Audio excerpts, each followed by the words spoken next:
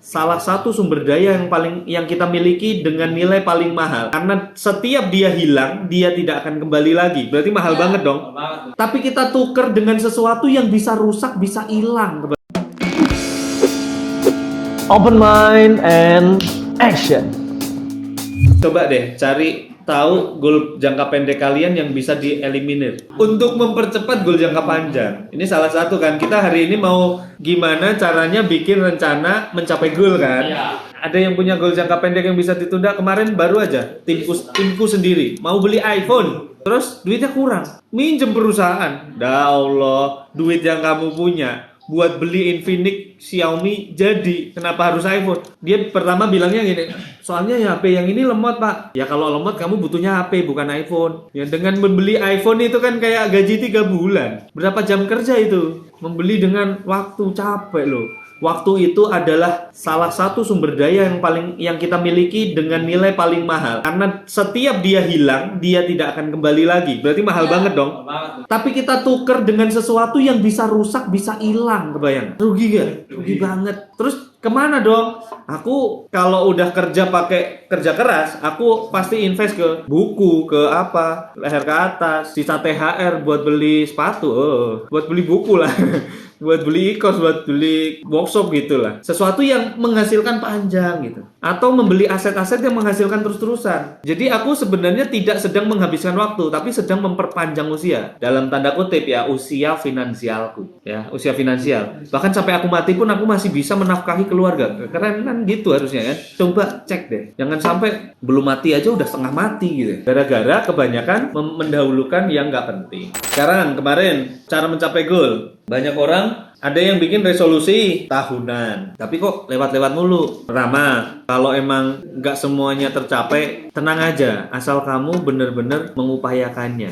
Karena kata Anthony Robbins tadi, banyak orang yang terlalu muluk-muluk di tujuan jangka pendeknya. Jangka pendek, beli rumah, beli mobil, itu cuma setahun. Tapi orang itu underestimate sama yang jangka panjang. Dia bilang bakal punya ini setelah 20 tahun. Tapi ternyata kenyataannya, kata Tony Robbins, orang itu bisa mencapai tujuan jangka panjang 20 tahunannya di 10-15 tahun. Dan mereka kaget sendiri. Kenapa? Karena dia lupa bahwa tumbuhnya kita itu bisa eksponensial, jadi nggak lurus. Mereka mengira pertumbuhan kehidupan mereka itu gini, padahal bisa gini loh. Awalnya landai, bahkan ada yang gini, tapi kan wow gitu kan. Jadi menyiksa di tahun-tahun pertama nggak apa-apa, sangat menyiksa. Yes, nggak apa-apa. Beberapa capaian jangka pendek gagal-gagal nggak apa-apa. Capaian jangka panjangnya itu kayak cepet Syaratnya apa? Sabar dan disiplin. Di sini menunda kesenangan di sini. Tapi kalau kita nggak menunda kesenangan, itu kita kayaknya gini coy, gini.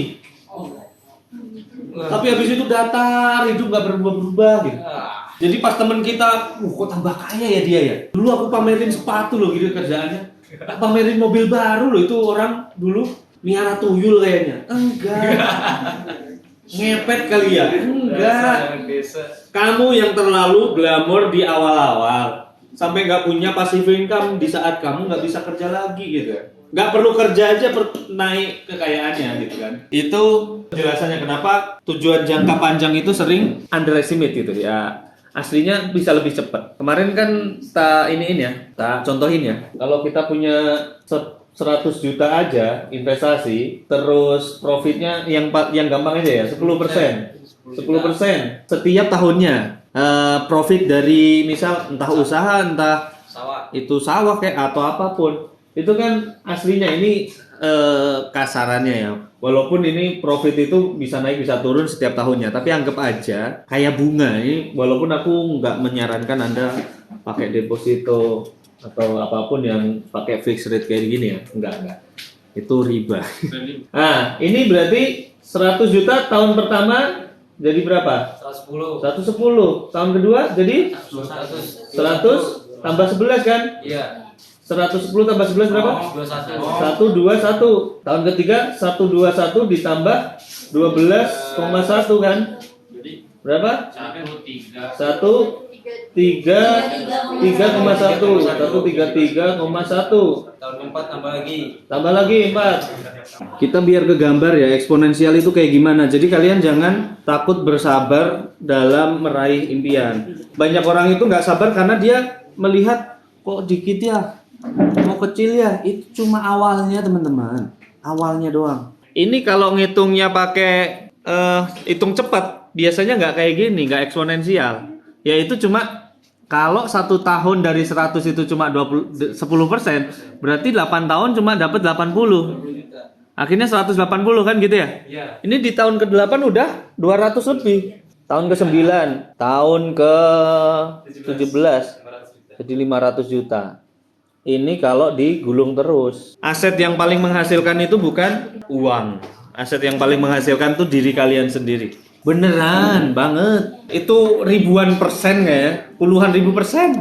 Belinya cuma berapa juta, berapa puluh juta, ngasilinnya miliar-miliar. Berapa kali lipat kan? Itu ilmu tuh dahsyatnya di situ. Kan ini aku baru pakai faktor tambah nih, aku belum pakai faktor kali. Faktor kali ada kan faktor kali kan? Nah, yuk sekarang kita bahas tentang menyusun rencana biar goal jangka panjang kita tercapai. Kalau goal jangka panjang. Nah, kemarin masalahnya di mana? Kenapa goal nggak kecapai? Tadi ya, resolusi resolusi tahunan kalau nggak kecapai nggak apa-apa, asalkan kamu benar-benar masih berusaha melakukannya ya. Kecuali berhenti. Kalau berhenti, banyaknya orang gagal tuh karena nyerahnya aja, nggak nyampe terus. Udahlah, kayaknya aku emang nggak bakat di situ. Padahal itu baru di level lembah ini loh, namanya lembah. Kalau di bukunya Atomic Habit, James Clear ada dalam bikin habit aja itu ada lembah penderitaan. Jadi harusnya kan ini normal ya, kurva normal. Tapi kenyataannya kita itu mencapai apapun tuh gini. Nah, di sini ini mendebarkan sekali ini, melelahkan, landai banget ya Allah, kapan ya? Ini bisa beberapa tahun nih, sampai 5 tahun nih, baru kerasa tuh tahun ke-6, 7, 8, 9, 10 gitu. Akhirnya di tahun ini melesat terus. Tapi di awal-awal itu bikin nyerah ini, bikin nyerah. Nah, jadi asalkan kamu tetap berusaha, keep going aja terus, insya Allah akan menemukan titik lentingnya. Yang kalian di sini kok datar-datar aja ya? Ya emang siapa yang ngajarin instan? Yang ngajarin instan siapa nih? Kemarin aku nemuin konten bagus banget di TikTok. Oh iya tahu. TikToknya siapa ya? Oh di sini. Wah, internetnya KO nih, coy. Coba sini nih. Open mind and action.